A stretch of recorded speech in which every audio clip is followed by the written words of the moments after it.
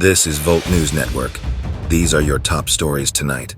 House Speaker Mike Johnson issued an ultimatum to President Biden regarding further funding for Ukraine, stating that additional aid would be dependent on enacting major immigration reforms.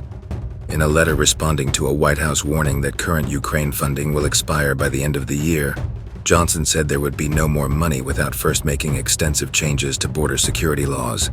The Speaker's declaration poses a major challenge to providing further assistance for Ukraine's war effort, which Republicans have increasingly questioned spending domestic funds on. Johnson first signaled plans to tie Ukraine and immigration bills together in November, reflecting constituent concerns about prioritizing national security at home.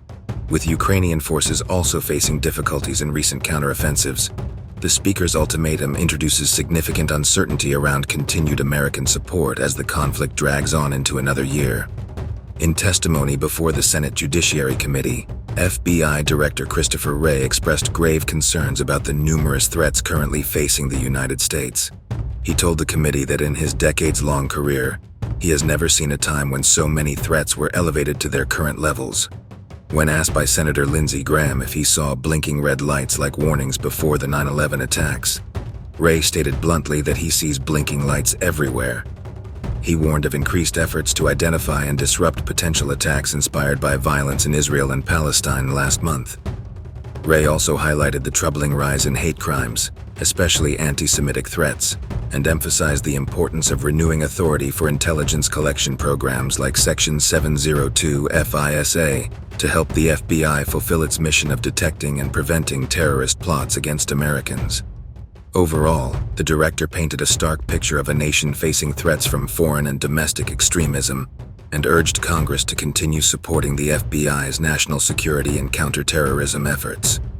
Michigan Governor Gretchen Whitmer signed an executive directive that will transition the entire state government fleet of vehicles to fully electric vehicles by 2033 for most vehicles and 2040 for all vehicles. The governor claims it will also help drive demand for electric vehicles made in Michigan, which is home to the big three automakers.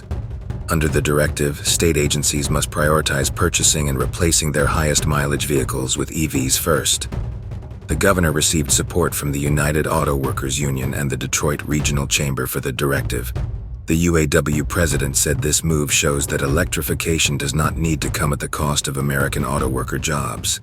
With this directive, Michigan is joining other states like New Mexico that are requiring their entire public fleets to be fully electric. This has been Volt News Network. Good night.